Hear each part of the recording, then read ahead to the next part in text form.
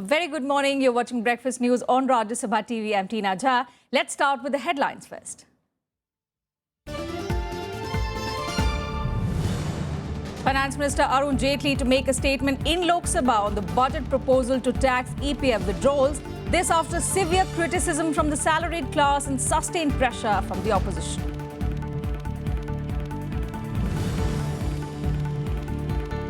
The left front reaches an understanding with the Congress in West Bengal to fight against Trinamool Congress. CPI's Tripura wing, however, says there is no such tie-up.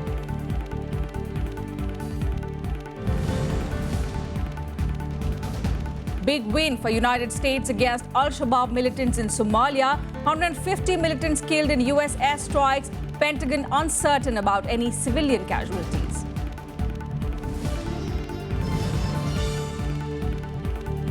Maria Sharapova announces she failed a doping test at the Australian Open, says she did not look at updated ban list before taking drug. Extent of sanctions against her yet to be known.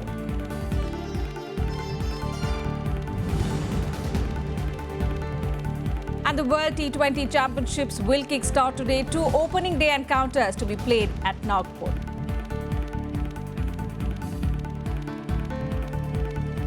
Well, Finance Minister Arun Jaitley is slated to make a statement in the Lok Sabha today over his budget announcement to levy tax on 60% of EPF withdrawals.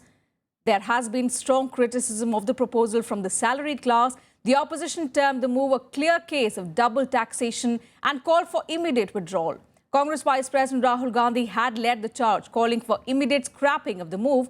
Finance Minister Arun Jaitley has already assured the Lok Sabha that the government is seized of the concerns. Now, the EPFO has about 3.7 crore members, of which about 3 crore members are those in the earning category of 15,000 rupees and below. Explaining the rationale behind the budget proposal, Economic Affairs Secretary Shatikant Das had said the EPF has been exempt at all 3 stages of contribution, interest and withdrawal. It was originally meant for employees whose salaries are below 15,000 per month, but over the years, the benefit has been also utilized by people who are in much higher income brackets. And on to news from the upcoming assembly elections. The left front has said it has reached an understanding with the Congress party to fight jointly against the Trinamool Congress in West Bengal. The left front announced 116 out of 294 candidates who will contest in the forthcoming assembly polls. Only 4 out of 34 seats were filled in Malda and Murshidabad, the 2 districts considered to be Congress strongholds, further indicating that talks between the 2 parties are underway. The left front chairman Biman Bose called it a joint effort to remove the Trinamool Congress from the state. However, he pointed out that it was not a formal alliance and ruled out any joint campaign with the Congress party. Meanwhile, the Congress has set up a number of committees, including election committees for Assam and West Bengal, ahead of polls to the 2 states. Congress party যেরকম তাদের সঙ্গে বোঝাপড়া হচ্ছে বোঝাপড়া alliance আর front এক নয় বারে বারে এই প্রশ্নে ধোঁয়াশা তৈরি করা হচ্ছে তার মানে কংগ্রেস যদি তৃণমূল হাটাও এ রাজ্য বাঁচাও স্লোগানে বিশ্বাস করে তদনুযায়ী কাজ করবে The Tripura wing of the Communist Party of India, however, has denied any alliance with the Congress for the West Bengal polls. The party also declared its candidate for the lone Rajya Sabha seat from the state. CPIM State Secretary Bijam Dhar said the Congress party is still a party of monopolists, landlords and capitalists and denied any alliance with them. He, however, did not shut the doors on a possible tie-up with the Grand Old Party in the future to fight what they call are the upcoming fascist forces. West Bengal party is trying its best to topple this semi-fascist government. We do support this thing. And in Kerala, we are fighting against the Congress-led UDF. In Assam also, we are fighting the Congress government and have given call to defeat BJP to strengthen left and democratic forces there, Assam. So it is clear that there is no significant change or any situation we think of that we will not be fighting against the Congress here. There will be coming nearer to us and fight BJP. Not that situation is here. And in news from Jammu and Kashmir now, PDP chief Mehbooba Mufti has hinted further of going ahead with an alliance with the BJP in the state. She has said that the decision to form an alliance with the BJP was her father's decision and that decision is carved in stone. This statement comes a day after she said that she is not afraid of criticism levelled against her for allying with the Saffron Party. Mehbooba has said that the alliance has been built keeping in mind the welfare of the people of the state. She, however, added that it is important for a forward movement in the agenda of alliance between both parties for government formation in Jammu and Kashmir. The state has been under governor's rule since the 8th of January this year, following the demise of then Chief Minister Mufti Mohammed Saeed. मेरे वालिद अपनी बात के पक्के थे, मैं भी उनकी बात के पक्की हूँ, मगर जहाँ उन्होंने एक अलायंस जोड़ा, एक रिश्ता जोड़ा बीजेपी के साथ, एनडीए के साथ, वहाँ उसमें एक एजेंडा ऑफ अलायंस बना है। कुछ हमने आपस में एक प्रोग्राम तय किया है जिसमें पेशरफ्त की ज़रूरत है। जिस वक्त वो पेशरफ्त होगी तो इंशाल्लाह जो मुफ्ती साहब का जो मकसद है, जो मुद्दा है, मैं उसको पूरा करने के लिए आगे बढ़ूंगी। Meanwhile, away from politics, a group of women activists of the Bhumata Brigade who were heading towards the Trimbakeshwar temple on Monday on the occasion of Mahashivratri were detained by the police. The reason being, the ancient temple does not allow women to enter its inner sanctum. Now, this centuries-old temple is a major shrine of Lord Shiva. It has 12 Jyotirlings and draws devotees from far and wide, especially on the Shivratri festival. But this group of about 100 women, led by activist Trupti Desai, were not allowed to enter the temple premises due to stiff resistance from the temple authorities as well as the local people. Now, temple priests claim it is not discrimination, but done in order to protect women, as the vibrations from some idols are harmful for women. Back in January, the activists of the Bhumata Brigade were blocked in a similar fashion on the road to the Shani Shingnapur temple in Ahmednagar, dedicated to Lord Shani. The locals, including women, had formed a human chain to keep the activists away from the temple. Such a resistance comes at a time when a petition challenging the ban on the entry of women in the popular Sabrimala Ayyappa temple in Kerala is pending before the Supreme Court. आज international women day भी है। हमारी महिलाएं आज भी तैयार है। हमने जो कहा था कि हम फिर से त्र्यंबकेश्वर के मंदिर में जाएंगे और आज फिर से प्रयास करेंगे, तो हम फिर से जो है हमारी गाड़ी जो है त्र्यंबकेश्वर के लिए हमने टर्न कर दी है और हम अभी मंदिर के लिए जाएंगे। महिलाओं के प्रति ये विभेद जो कि ना तो संविधान देता है, ना धर्म देता है, ना भगवान देता है, ये विभेद बिल्कुल सरासर गलत है, अन्याय है। लगातार हम लोग ये बात कर रहे हैं और अपील कर रहे हैं कि आपको इस पूरी व्यवस्था को बदलना पड़ेगा। He is our God, your God, everybody's God, women's God. There is no discrimination between a man and a woman in the eye of Lord.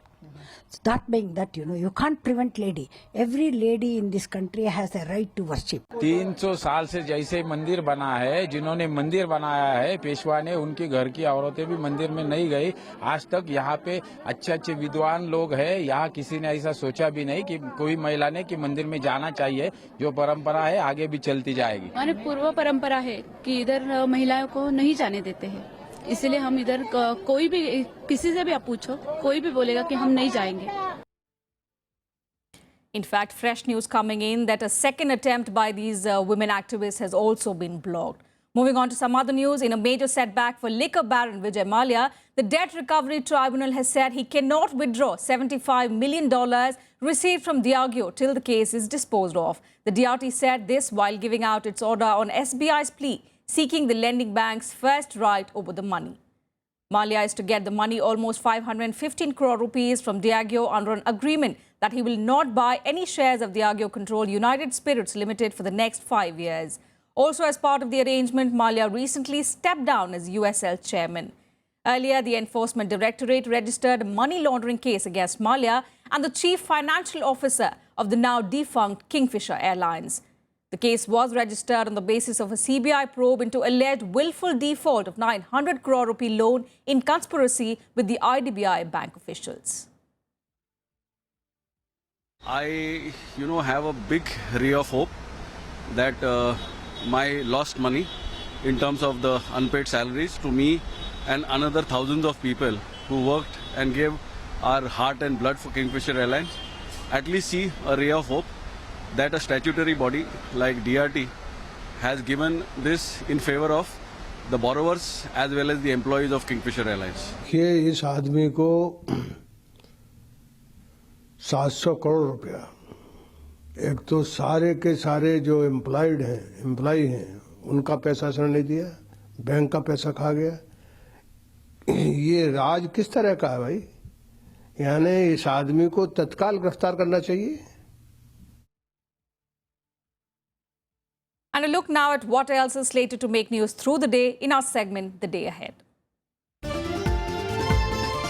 President Pranab Mukherjee will present the Sri Shakti Puraskars on the occasion of International Women's Day today. Instituted in 1991, the award carries a cash prize of 3 lakh rupees and a citation. The 87 Indians, mostly fishermen, who were freed by Pakistan will return home today. They will cross over after the issuance of travel documents by the Indian High Commission in Islamabad. The 87 Indians were released from a Karachi jail after 2 years of detention.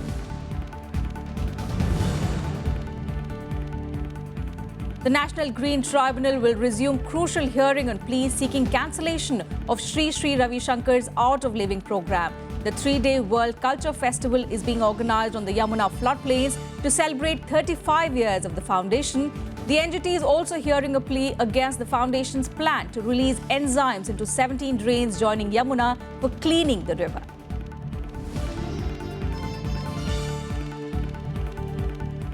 Time for a very short break here on Breakfast News. Do stay with us.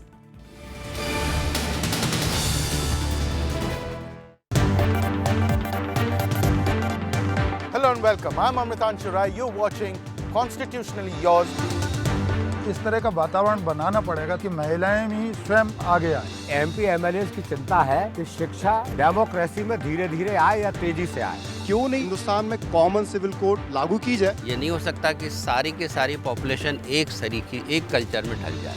Join us as we try to understand contemporary issues related to the Constitution. Watch Constitutionally Yours on Rajya Sabha television.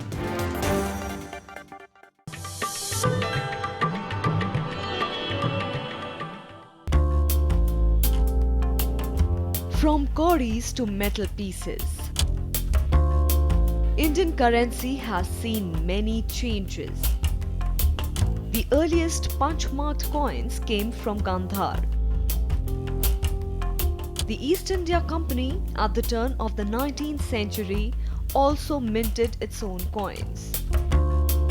The Indo-Greek coins come from a colony left behind by Alexander. They depict the golden rule of the Guptas, with embossed human portraits and matrimonial alliances like Chandragupta Maurya's wedding with Seleucus I Nicator's daughter.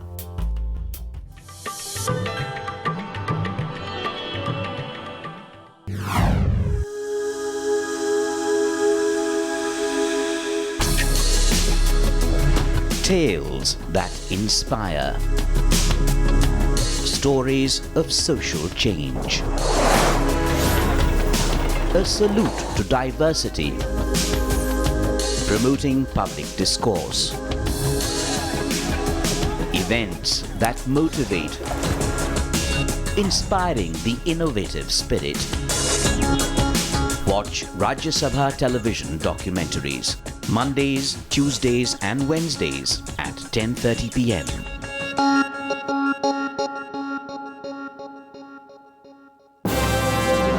Hello, I am Ishan Russell. I'm Tracy Shilchi and you're watching News Tonight.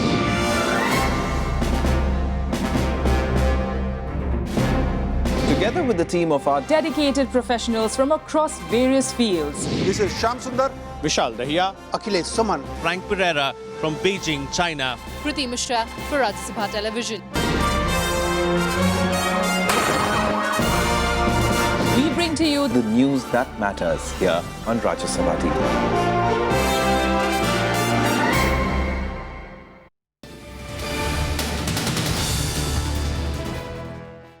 Thanks for staying with us on Breakfast News. Time for all the international updates now. The Pentagon has confirmed at least 150 Al-Shabaab militants were killed in US drone strikes in Somalia.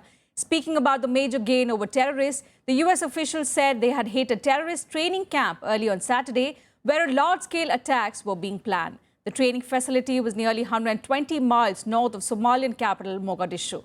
The US military is still estimating the death toll. They are uncertain if there were any civilian casualties. Susanna, what I can tell you is that on Saturday, March 5th, the United States military conducted airstrikes in Somalia against Raso Camp, a training facility of al-Shabaab. The fighters who were scheduled to depart the camp pose an imminent threat to U.S. and African Union mission forces in Somalia. Their removal, the removal of those terrorist fighters, degrades al-Shabaab's ability to meet the group's objectives in Somalia, including recruiting new members, establishing bases, and planning attacks on U.S. and AMISOM forces. Meanwhile, in Tunisia, nearly 53 people were killed in deadly clashes between government troops and extremists near the country's border with Libya on Monday. According to Tunisia's Interior Ministry, at least 28 attackers and 10 soldiers were killed along with civilians. Militants targeted army barracks and National Guards with heavy weapons and rocket-propelled grenades simultaneously. The Tunisian president called the attack unprecedented. He blamed neighboring Libya for the attacks. A dawn-to-dusk curfew has been imposed in the country. The border crossings also remain closed. Significantly, the militant attack comes just a week after Tunisian security officials began a military campaign following reports that terrorists sneaked into the country after Islamic State raids in Libya. Fears of Islamic State threat from Libya is high in Tunisia. نتوجهوا له بالتعزية والإعاناتهم ونعتبروهم شهداء الوطن بما فيهم أبناء بعض من أبناء هذه الجهة جهة بنجردان وغيرها.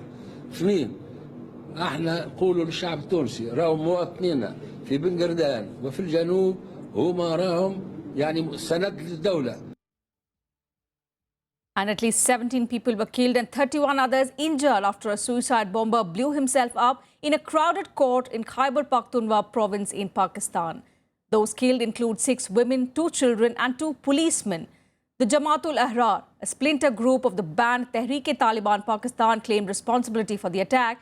It said it has carried out the attack to avenge the hanging of Mumtaz Qadri, the assassin who killed Punjab province governor Salman Taseer. Qadri was hanged on the 29th of February at a Rawalpindi jail after his appeal against the conviction was rejected by the Supreme Court. Now, at the time of the explosion, the courts were crowded after a break over the weekend. The police said the bomber was intercepted but managed to explode his vest wrapped around his body. A probe was immediately launched into the assault.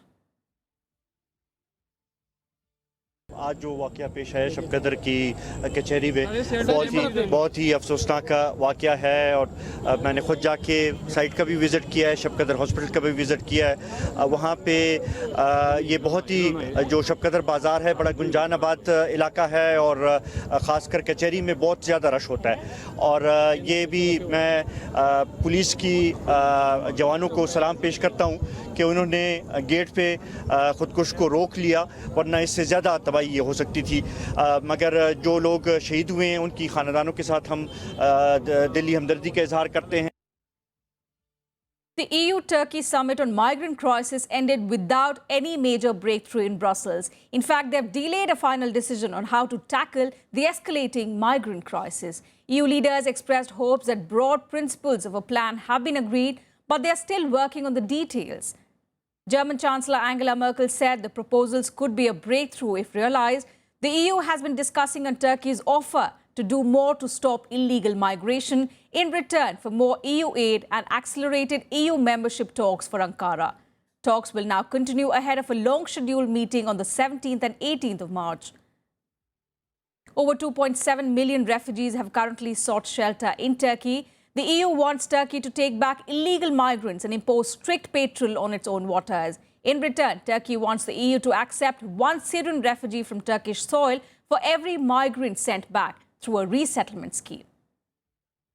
This new proposal, our objective is to rescue the lives of the refugees, to discourage and to those who want to misuse and exploit the desperate situation of the refugees, meaning human smugglers, to fight against human smugglers, and to have a new era in Turkish-EU relations. Dieser türkische Vorschlag vom Premierminister vorbereitet ist ein Durchbruch, wenn er realisiert wird, sozusagen diese Kette aufzubrechen zwischen dem Hineingehen in ein illegales. We are expanding the area of activity into the territorial waters of Turkey and Greece in close coordination with both allies. So NATO is starting activities in territorial waters today. We are expanding our cooperation with the EU's border agency, Frontex, and we are expanding the numbers of ships in our deployment. For some more international updates, here's a quick world wrap.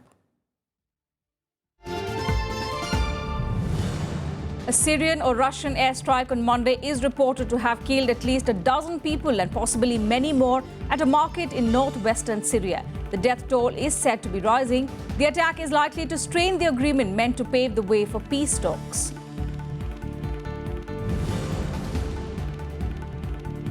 The United States on Monday said it took North Korean threats to use nuclear weapons seriously and urged Pyongyang to halt its provocations, including testing nuclear devices and long-range rockets. North Korea had yesterday renewed its nuclear threat warnings in the wake of joint US-South Korean military exercises. It was announced in a statement by the National Defense Commission of North Korea.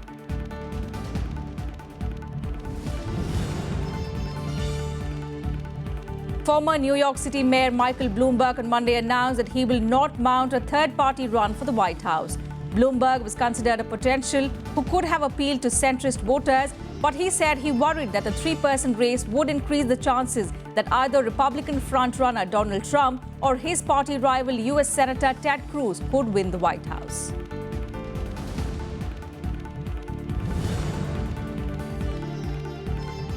Debris believed to be from a Boeing 777 jet, which was found off the coast of Mozambique, will be taken to Australia for further probe. The part, which is suspected to be from the missing Malaysian Airlines flight MH370, will be examined by investigators involved in the search. Meanwhile, relatives of 12 Chinese passengers of the missing Malaysia Airlines have filed lawsuits in Beijing, asking the courts to help establish what happened to the plane. And on to our top story from the world of sports. Russian tennis star and former world #1 Maria Sharapova said that she failed the drug test at the Australian Open. She said she failed the test due to a substance she has been taking for the last 10 years for health issues. The five-time Grand Slam champion tested positive for meldonium, which is used to treat diabetes and low magnesium, and was only banned by the World Anti-Doping Agency as of January 1st. Meldonium is used to treat chest pain and heart attacks, but some researchers have linked it to increased athletic performance and endurance as well. It is not approved in the United States, but is available in Russia, Latvia and other countries in that region. The stunning news came a day after Sharapova's management team announced of a major announcement, which had many speculating that she was going to announce her retirement from professional tennis. Sharapova's penalties could range from a multi-year ban to a minimal sanction with no suspension if officials believe she made an honest mistake. I did fail the test, and I take full responsibility for it. For the past 10 years, I have been given a medicine called Mildronate by my doctor. It's very important for you to understand that for 10 years, this medicine was not on WADA's ban list, and I had been legally taking the medicine for the past 10 years. But on January 1st, the rules had changed, and meldonium became a prohibited substance, which I had not known. On to cricket now. The 6th edition of the World T20 is set to get underway today in India. 8 teams will face off in the qualifier stage for a place in the Super 10. The main tournament will start from the 15th of March, with host India taking on New Zealand. But the match with Pakistan is still under shadows. Pakistan's 3-member team is in India to assess the security level at Dharamshala. It will submit a report to the Pakistan government, which will then decide about the team's participation in the tournament. The 6th edition of the World T20 will get underway on March 8. 8 teams, including 2 test nations, will compete for the 2 Super 10 spots. The qualifying stage will see the 8 teams divided into 2 groups. Group A features Bangladesh, Ireland, Netherlands and Oman, while Afghanistan, Hong Kong, Scotland and Zimbabwe make up Group B. The opening day's qualifiers will see Zimbabwe and Hong Kong competing and a clash between Scotland and Afghanistan. Both matches will be played in Nagpur. Each team plays all the other in its group once, after which the top team from each group will progress to the Super 10 stage. The two teams will join the main groups consisting England, South Africa, Sri Lanka and West Indies in Group A and India, Pakistan, Australia and New Zealand in Group B. Bangladesh are the favourites to advance into the Super 10 stage from their group, following their superb performance in the recently concluded Asia Cup, in which they finished runners-up. The tournament proper will begin March 15th when India takes on New Zealand. The hosts will then take on arch rivals Pakistan on March 19th, a match that is still under shadows. Their other matches will be against a qualifier on March 13th, followed by their final group match against Australia in Mohali on March 27th.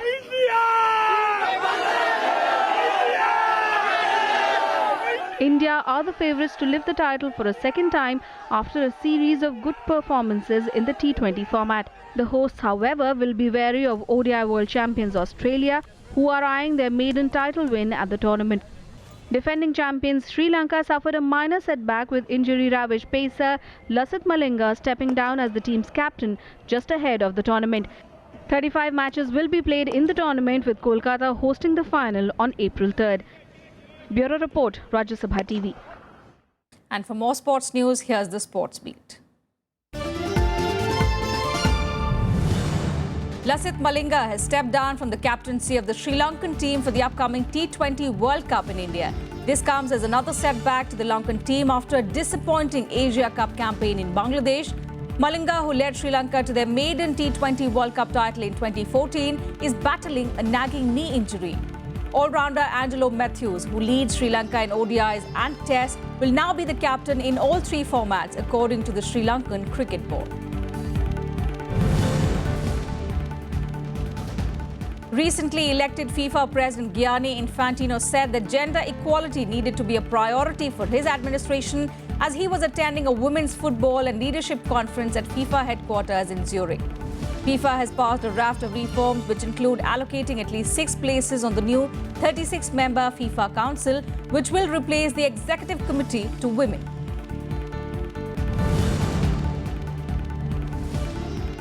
Netherlands international football player Eljero Elia was arrested on Monday on suspicions of involvement in an assault last week in Rotterdam.